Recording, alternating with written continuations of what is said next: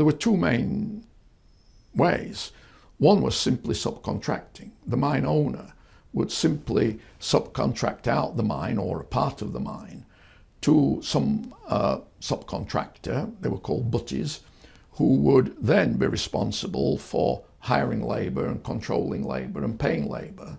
And the mine owner would simply pay the butty for the amount of coal that he produced, which the owner would then sell. So this subcontracting or butty system had some advantages, meant that the mine owner hadn't to worry about setting up some kind of management. But it did have disadvantages as well, partly for the mine owner, because really he'd no control over the way in which the pit was worked, and it might not be worked in the way that would be most efficient in the long term.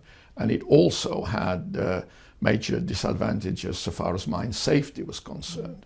And so from the beginning of the 19th century, you got more and more state intervention in regulating working conditions and safety conditions in mines.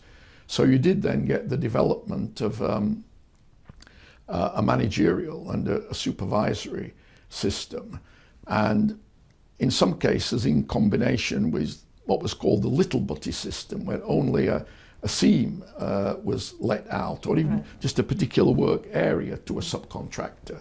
And that little butty system was still operating in South Yorkshire when I was a child. It went out after nationalisation. So did you know about it when you were a child? Oh yes, because you heard people talking about this. Yeah. It was, and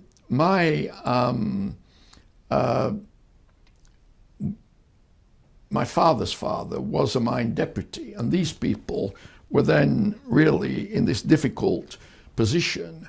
They were paid by the mining company, but they often had to deal with these small butties, the leaders of the gangs, and negotiate very complicated pay rates, which were not only piece rates, I mean so much money for so much coal, but then with allowances for if it was too hot, if it was too wet, if the rock was very difficult, if the seam was very, very narrow, and so on. So they were in a very difficult position. And then one of my mother's sister's husbands had been a little butty, one of the gang leaders.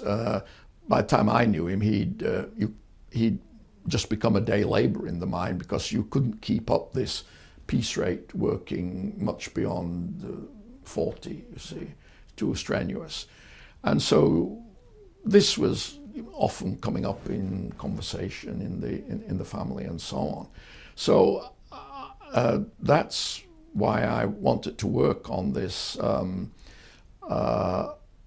problem of how the management system evolved, and especially the problems of the first line supervisor, as sense the man in the middle, and in particular how the problems and the possibilities changed with the development of mining technology. And that's what my first paper was about, the shift from this pillar and board working, where the coal was mainly hand hewn with just picks, you just picked it out, to the first kind of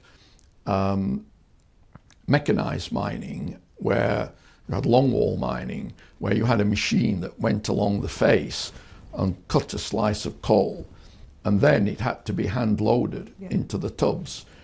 So it's kind of half and half. And then finally you got the cutter loader system, where the machine both cut and by and large loaded the coal. And so all these technological changes created different managerial problems.